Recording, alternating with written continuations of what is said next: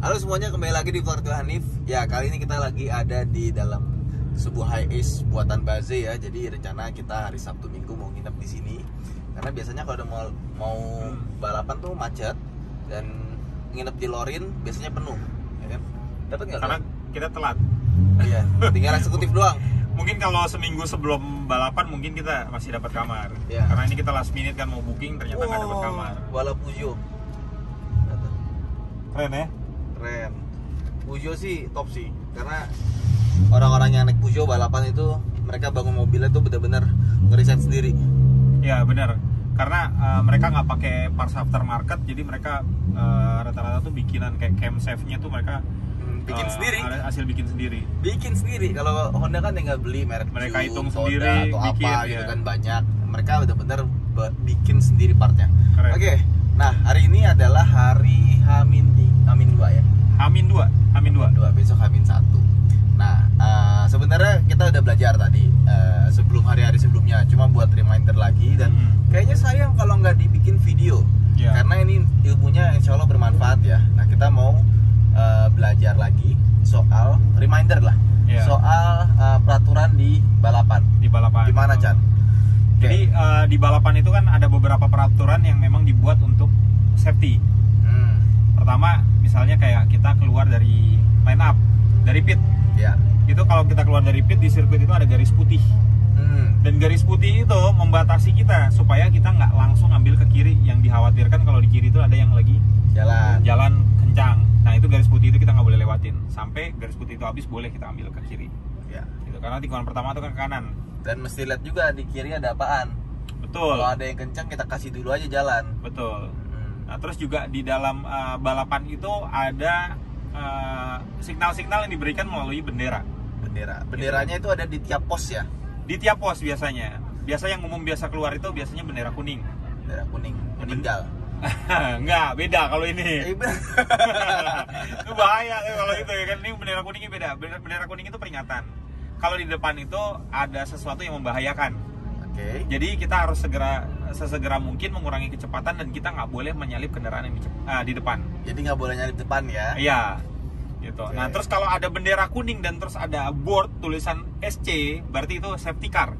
Oke. Berarti pada saat kita muter nanti kita kan udah mengurangi kecepatan. Nanti safety car tuh udah standby.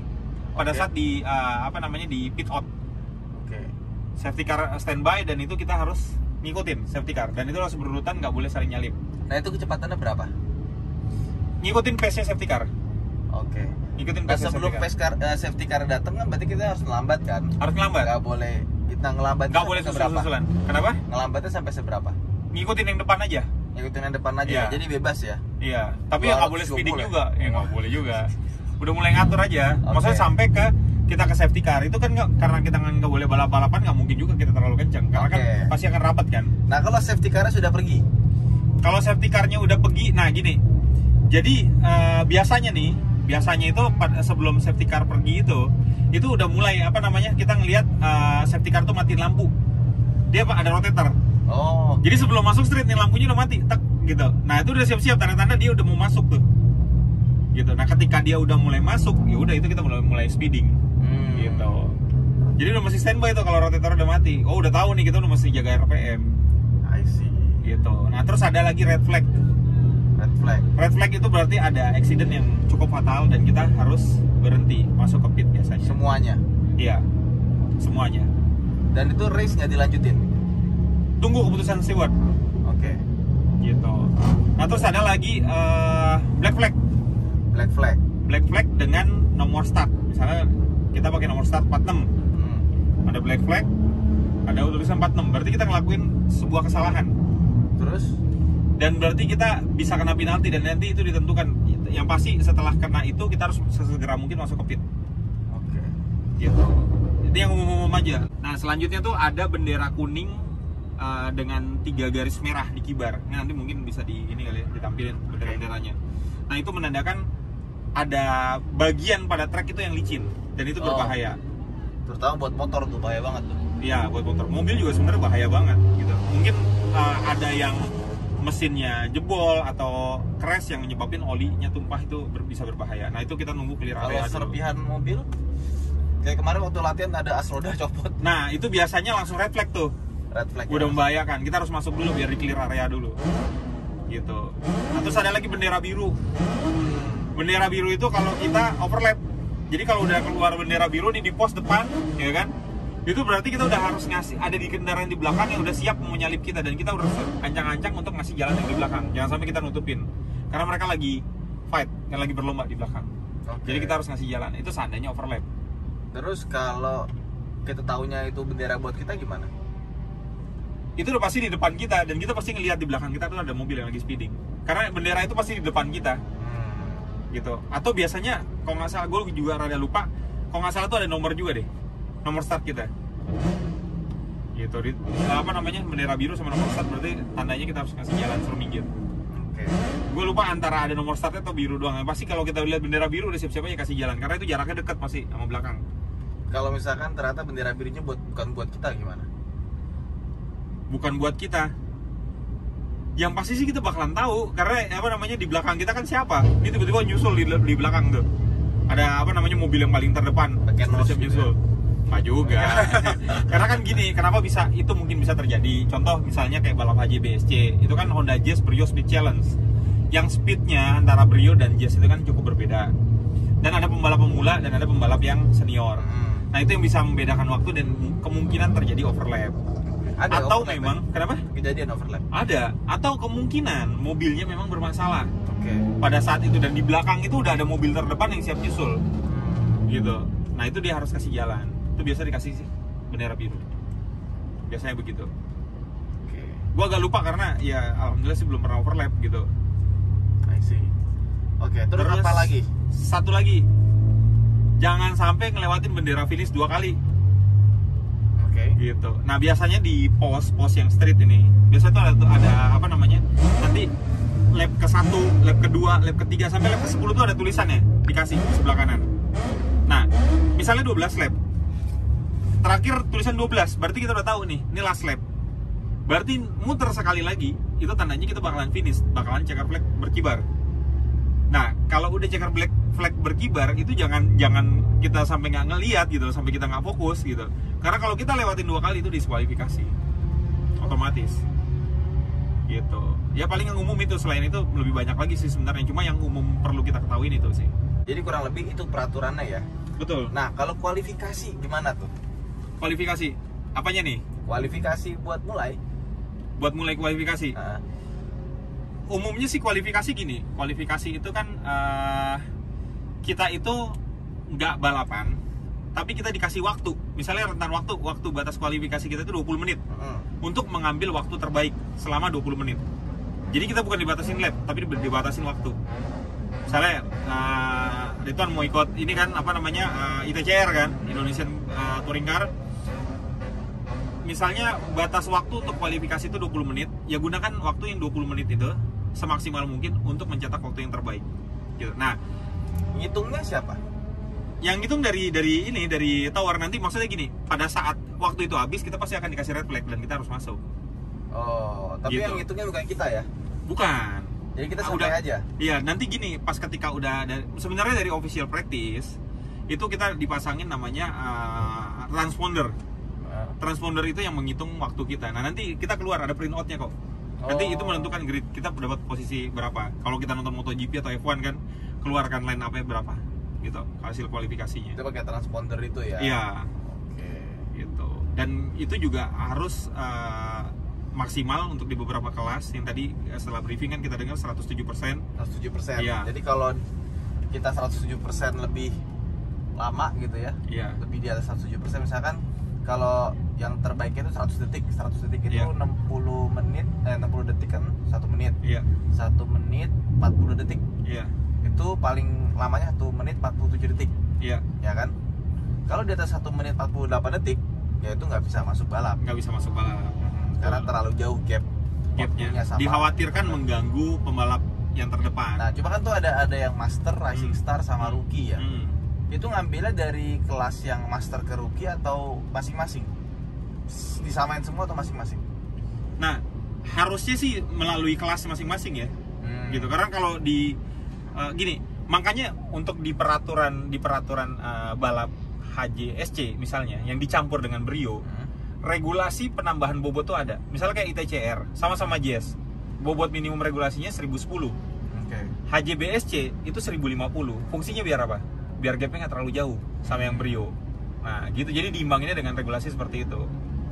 Gitu. Nah terus juga untuk kualifikasi nih, kita kan kualifikasi, kita mau nyari waktu terbaik, kita bukan balap-balapan, jadi jangan balapan. Caranya kalau ada mobil yang keluar depan, kasih aja dulu, biarin jauh-jauh, biar clear dulu areanya, kita cari kosong supaya kita dapat waktu yang terbaik. Karena takutnya nih kita malah ke bawah fight, kita ketutup-tutup, waktunya malah nggak optimal. Dan itu barengan ya? Iya.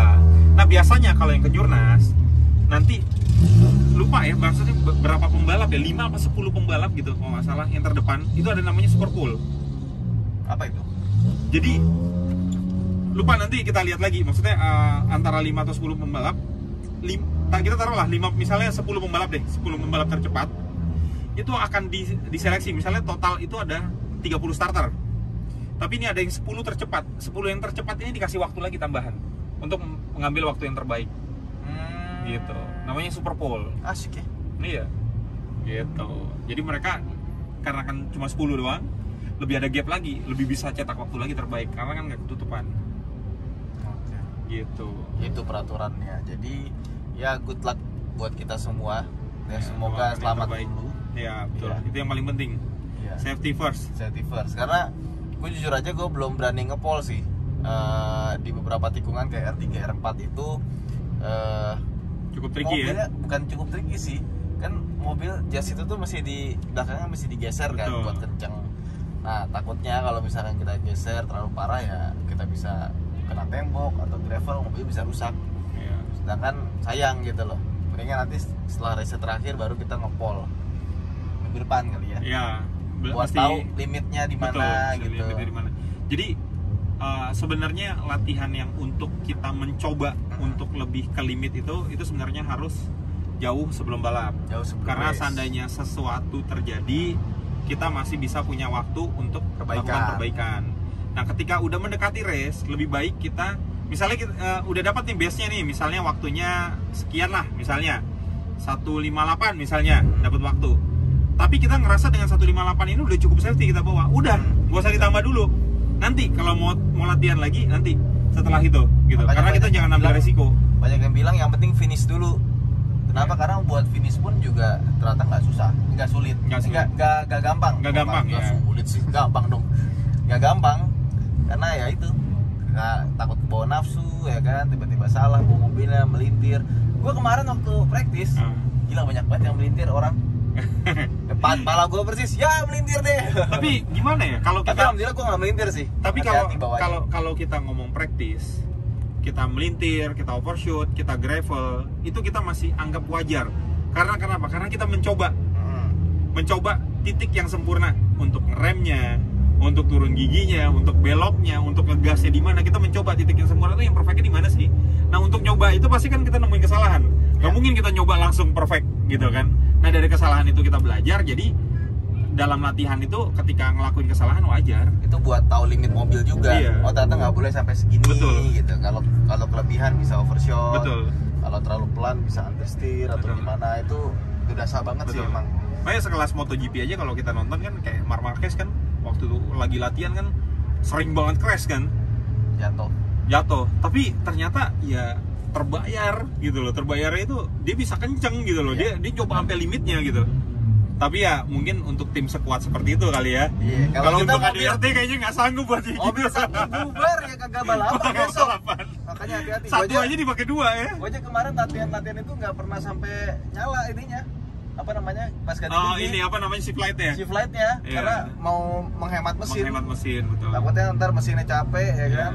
Terus pas balapan jadi pelan nggak asik. Karena kita cuma punya mesin satu. Satu. Jadi next kalau ada sponsor tambahan gitu ya, ini mungkin ada KFC ya, oleh mineralnya teh pucuk harum ini bisa masuk. Waduh. Bismillah sponsor ya. Kalau ini kayaknya gede nih. Nih. Soalnya balapan juga kan anaknya. Tapi nggak tahu, kita kan bukan anak angkatnya ya. Besok kita panggil papa kayaknya. Kali butuh adik atau kakak ya. Enggak, itu intermezzo aja ya. Jadi itulah makanya kita harus main aman dulu. Betul. ini perdana KDRT dengan satu mobil bekas tuh lunas juga ya kan. Ya semoga ini jadi start yang baik karena kita nggak nyangka banget loh, kayak benar-benar udah dikasih jalan tuh nggak sih? Iya betul, memang karena memang nggak ada rencana kita juga untuk turun balapan di tahun ini. Iya gitu, karena kan kita kan rencananya kan Civic Story yang akan kita jadikan mobil balap gitu. Bayangin, kan nggak ada Hamin 1, Hamin berapa jam itu kita mau bikin stiker, tiba-tiba sponsornya masuk confirm. Wah gila, gue tadi waktu hari Kamis hari yang pertama yang gue bikin video itu gue udah lemes banget, ya keluar duit lagi nih, ya beli arm lagi nih, pas masuk sponsor 3 biji lagi langsung wah. Sampai last minute pun kita masih dapat support ban ya. Iya alhamdulillah ya. GT Radial kita tambahin stikernya di bawah. Iya. Ada mini gold, ada bell code, terus ada grass. Itu thank you banget buat sponsor di seri ini. Seri kedua semoga berlanjut. Betul. Ya, jadi itu aja mungkin video kita kali ini. Jangan lupa untuk like dan subscribe. Terima kasih telah menonton. Sampai jumpa di video berikutnya.